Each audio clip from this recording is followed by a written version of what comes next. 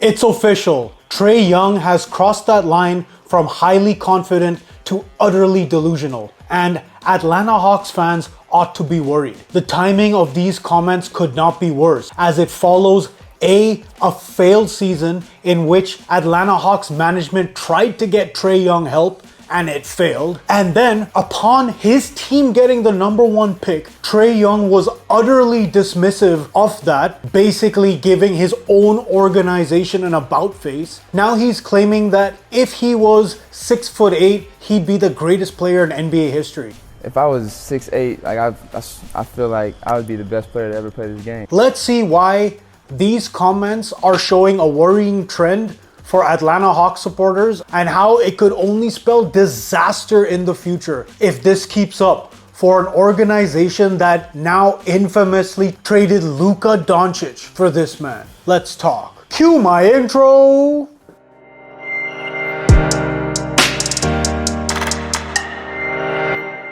Hello, YouTube fam!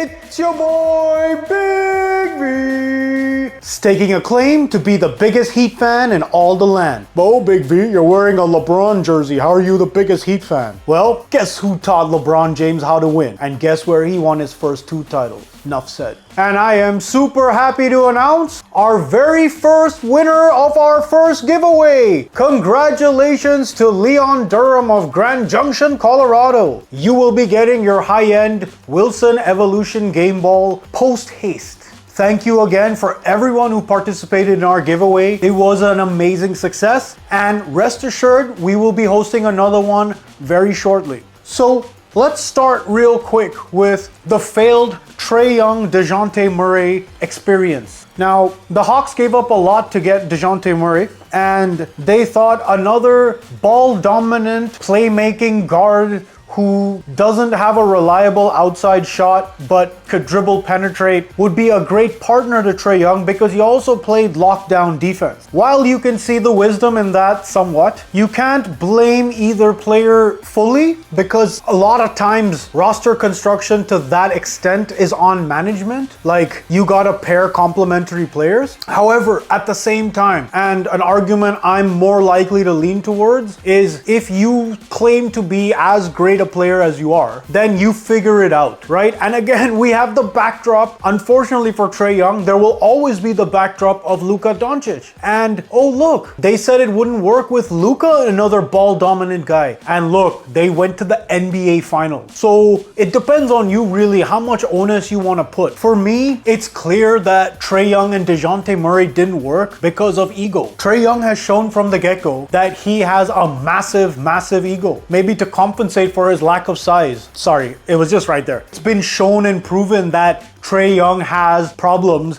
getting along with other co-stars. I mean, look at what happened with him and John Collins. Constant tension. Now him and the Dejounte Murray experiment didn't work out. Already, these are alarming, but okay, things can happen. You also have to give him credit because given his size and the fact that he's not having a 50-inch vertical, yes, you have to have absurd delusional amounts of self-confidence. I give you that. And that's why Trae Young is here. But there also needs to be a certain dose of humility. And this is where we get to this point, which is Atlanta Hawks get the #1 pick in the draft. They draft Zachary Rissache from France. 6'9", Swiss Army knife dude. No matter what you might feel on the inside, right? Like, we all could have misgivings, like, we've all been there. If you extrapolate, if you've been working at a place for X amount of time, you've done well at a place, you're a veteran there. When some new person comes in and upper management is like, yeah, this person's the next so-and-so, even the next, this guy's the next you. It's natural human instinct to feel, you know, a little bit protective, a little bit defensive, right? But to go on a public podcast and say this. To be honest with you, and no disrespect to the guys that got drafted, I mean, from the outlook looking in, and a lot of us look at them as role players coming in anyway. The sheer arrogance and deliberate nature of this is what's worrisome. These are not offhanded comments. He doesn't even refer to him by name. Like, it's like, oh yeah, that guy, what's his name? Zachariah, right? Like, He's not even acknowledging the guy. And then taking a paintbrush to the whole draft and being like, oh, these guys are a bunch of role players. And whether it's Reed, who's going to be a hell of an NBA player, or Alex, who didn't play well in summer league, but who's going to be a hell of an NBA player. But a lot of these guys could be just role players. Bro, that is so out of order. You have literally looked your own organization in the face and pretty much given them a middle finger. Despite the fact that they've rolled with you, despite the fact that you've actually underwhelmed since being drafted, despite having one strong playoff run. So maybe don't utterly dismiss the number one pick who just got drafted to your team. And even I'd be willing to say, okay, if the Atlanta Hawks just came off a deep playoff run, they went to the NBA Finals, even they went to the Eastern Conference Finals or semifinals, had a great thing, and now they happened upon a number one pick. You know, like Detroit Pistons 2004 type style. But you ain't that! Your team sucks, bro. Your team's not good at all. You can't get along with anybody. Now you have a number one draft pick and you're not even making a single effort. I don't know, man. It's pathetic. I think it's terrible leadership. Like, if you're an Atlanta Hawks fan, you could have had Luka Doncic. Don't you forget that. Yes, Atlanta Hawks management hasn't paired him with maybe a top superstar. But if you're as good as Trae Young thinks he is, then you should be able to make everybody 10 times better, a la LeBron. But you can't. And that takes us to the last point and the most ridiculous. Let's replay it again. If I was 6'8", like I feel like I would be the best player to ever play this game, just because of my mentality and the smartness I have on this game. Because of my mentality and because of the way I play the game. Classic. It's also a statement lacking in a lot of common sense. So what do you mean? Like, if it was a 6'8" guy who could shoot as great as you, pass as great as you, but had athleticism like LeBron? So are we assuming that if you were 6'8", you would have LeBron level athleticism? Because again then, that's dumb as fuck. We could all go build a player in 2K and just have him be 100 everything. Yeah, okay, that's cool. Yeah, dude, if I was 6'9", not Indian, and had a 50-inch vert, I'd be in the NBA. Shit.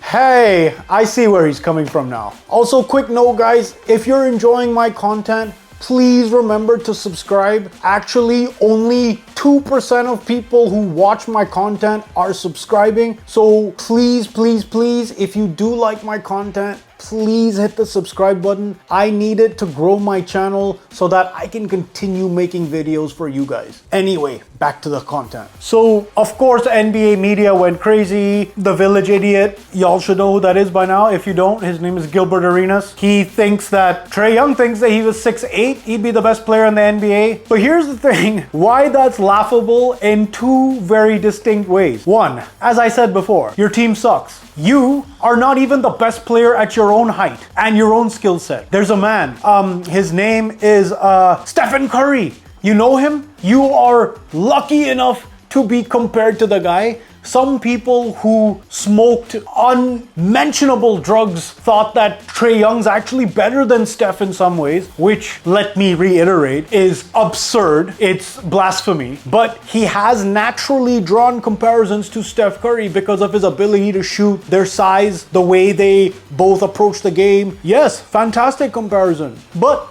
bruh, you ain't even a rich man, Steph Curry. Straight up. Like, I wouldn't take you over Steph Curry 1,000 times out of 1,000. Literally, not once. His shooting, while sometimes deadly, can go quite missing. And if that is your greatest weapon, which can go missing, then it's up to you to make your teammates better. And we've seen that in certain ways he can, and in other ways he doesn't. So at your position, you are not the best. Okay, so if you were 6'8", so if he was 6'8", a guy who could shoot like him, still pass like him, but still, like, okay, a guy who's 6'8", like Trae Young, who can shoot and pass like Trae Young. Okay, but here's the thing. What people continuously miss out on with these kinds of statements, when the reason Trae Young is so good at shooting, the reason Trae Young is so good at his slippery game where he can get into the middle of the paint and hit a floater and this and that, it's because of his height. He's had to develop his skill set so much more because of his height. One could argue that if Trae Young was 6'8" and just like an athletic person at 6'8", he might not even be in the NBA because he wouldn't have had to develop the skills that he has now. The skills which, for the first time, I'll agree, he does have much more than other people. I don't think he's even close to the best player in the league, but do I think he's one of the better players in the league? Absolutely.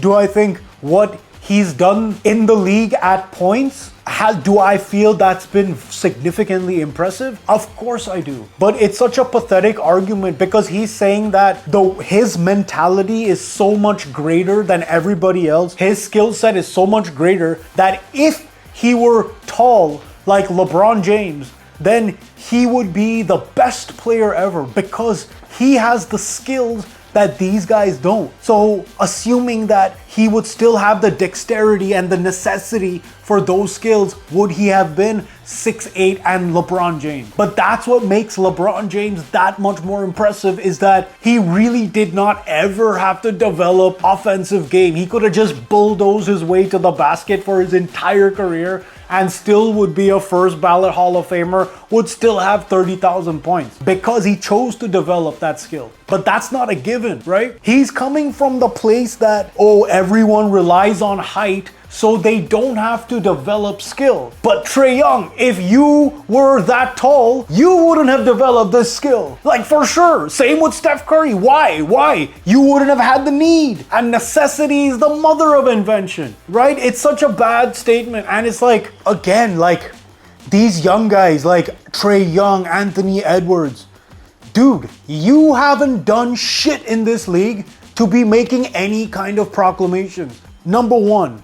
And two, yes, I get it. Maybe it's a generational thing, but in one generation removed, like when your employer does something and you are the top employee, you back your organization. You don't just sit there and say that this pick is not gonna have to do much and basically degrade an organization that has put all of its chips in your basket, bro. It's terrible. And then you go and disrespect pretty much everyone in the league and everyone who's ever played to be like, if I were a certain height, I would be the best ever. My God, bro. Why don't you focus on being, second best or best at your own damn height and position? Why don't you win something? Why don't you focus on building a team and getting a second star to help you win?